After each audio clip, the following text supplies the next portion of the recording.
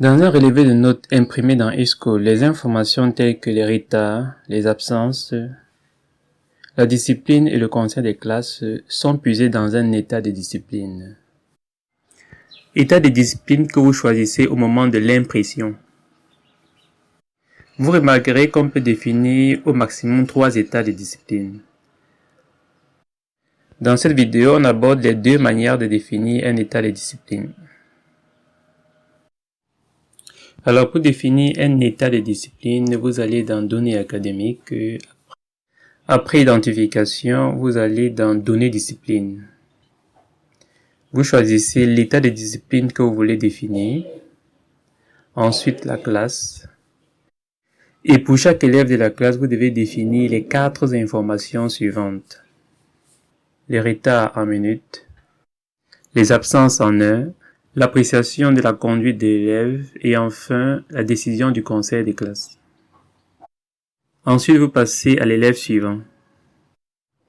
Le bouton Supprimer permet de supprimer l'état de discipline pour la classe que vous avez en visuel. Dans le cas présent, l'état de discipline 1 pour la classe 6e A. Cette méthode de rentrer des informations sur la discipline est adaptée pour les corrections. Pour définir un état de discipline pour tout un établissement, il serait intéressant de passer par les extractions des fichiers Excel. Pour cela, vous devez produire une fiche de remplissage type discipline. Fichier que vous retrouvez dans les documents du logiciel sous fichier Excel. Ce fichier est assez différent des autres car il contient des macros que vous devez activer à la première ouverture. La fiche est remise au responsable de la discipline qui doit la remplir régulièrement. Dans la feuille Info, le responsable entre les informations de son compte eSchool. Précise aussi l'état de discipline dont il souhaite remplir les informations. Enfin, il protège la feuille avec un mot de passe de son choix. À partir de ce moment, il dispose de 2 jours pour extraire le fichier, donc cette opération doit être faite en dernier lieu.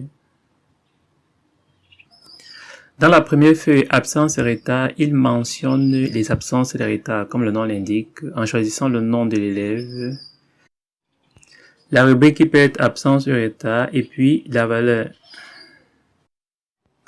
La dernière colonne, semaine 2, peut être utilisée comme référence.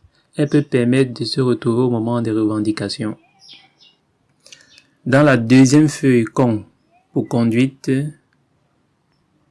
il précise la conduite de chaque élève devant son nom. Ensuite, dans la feuille con CL pour conseil des classes, vous mettez devant le nom de chaque élève la décision du conseil des classes. Et finalement, dans la feuille info, vous avez un récapitulatif de toutes les informations que vous avez rentrées. Ces informations peuvent être mises à jour en cliquant sur le bouton mise à jour récapitulatif ou alors tout simplement en fermant le fichier. Je rappelle qu'au moment de générer un récapitulatif, les informations telles que les retards et les absences sont sommées. Nous allons vous faire une petite illustration. Ce sont les informations de la feuille recap qui sont extraites du fichier Excel. Au moment de l'extraction, vous devez copier le fichier dans le sous-fichier fichier Excel, le renommer état de discipline avec un numéro allant de 1 à 100, sans espace. Après, retour dans le logiciel. Vous choisissez l'état dont vous voulez extraire les données. Ensuite, vous cliquez sur extraction des données. Par défaut, le logiciel fait une extraction par remplacement, ce qui veut dire que les informations du fichier Excel viendront remplacer ceux qui sont dans la base de données. Ceci suppose que vous avez un fichier par classe. L'autre mode d'extraction en ajout vous permettra de sommer les informations qui sont dans la base et ceux provenant du fichier Excel.